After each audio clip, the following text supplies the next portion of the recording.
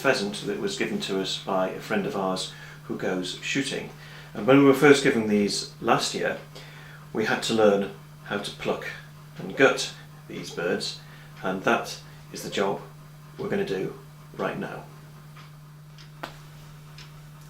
What I discovered last year when I first plucked a pheasant was to start with the neck and pull the feathers out on the neck in the opposite direction to which they're pointing. Now once you've done the neck, move on to the breast area. Once you've got most of the feathers off the breast and off the underside, make a start on the wings. Also find on the wing that it's the part of the bird where the feathers come out easier if you don't pull them against the direction in which they're growing. These wing feathers are not easy to remove. Do them individually.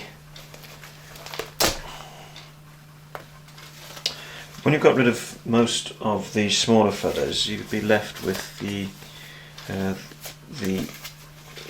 main wing feathers there, and at this point you can find a joint there, right on the joint right on the wing there. So cut it there. Just break it. There we go. And cut it.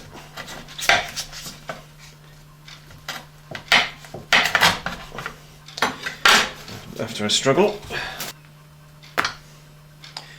Well, once the wings are done, just continue down the back, and the back feathers come out normally quite easily until you get to the tail. As you can see, that's the legs done as well, so it's just the tail, the big tail feathers to come out, which is often quite a struggle, particularly on these male birds.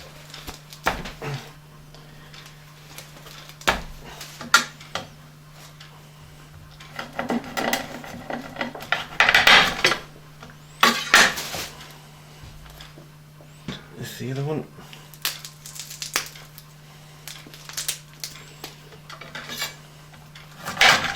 There we go. Right, now there is a way of getting rid of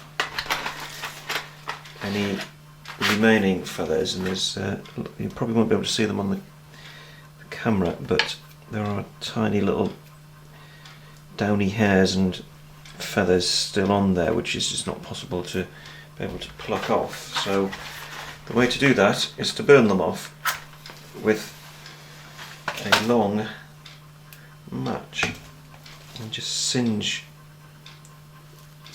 them off.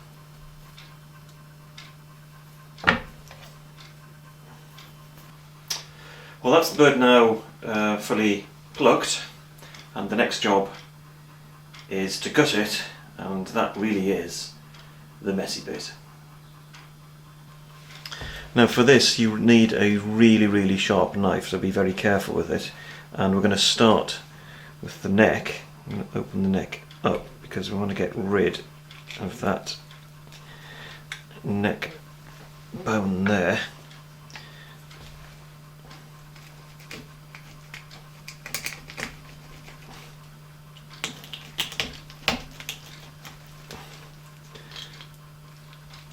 There we go. Now put that to one side. I made an awful mess of that, but put that to one side because that can go into making stock. And then the next thing we're going to do is open up the top here. Now what will happen is that the contents of its last meal will begin to show. Yep, there we go. And you want to get rid of that.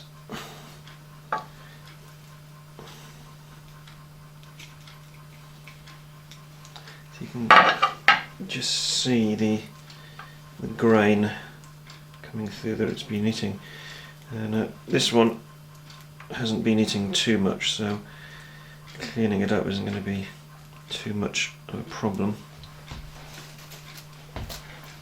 And then the really icky bit at the back end here is the anus, and you need to cut around it.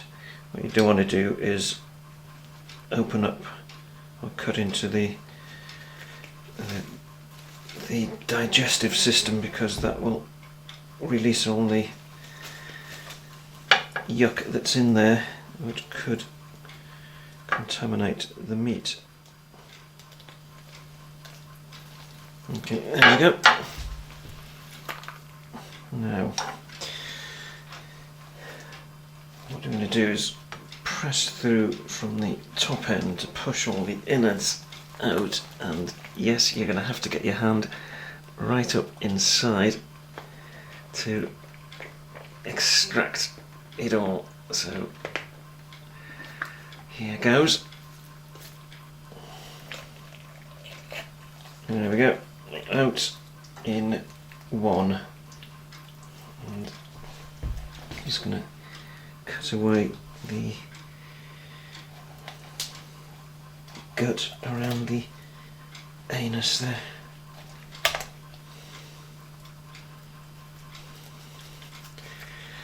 Now, you want various bits keeping, such as the lungs and liver and kidneys, because they go into, well, they're the giblets that which you can use for making gravy or going into the stock. That lot, very pleasant looking, that we don't need, that goes out. So there we have it, one freshly plucked and gutted pheasant. I'm just going to put the giblets back inside the animal, and it's going into a freezer bag and into the freezer. And the advantage with getting this supply of pheasants for us is that we now have a meat supply that will keep us going at least for the next few weeks. We've got some other pheasants in the freezer as well, and we'll be getting rabbits as well soon, so hopefully towards the summer and autumn we'll actually have our own supply of fresh meat.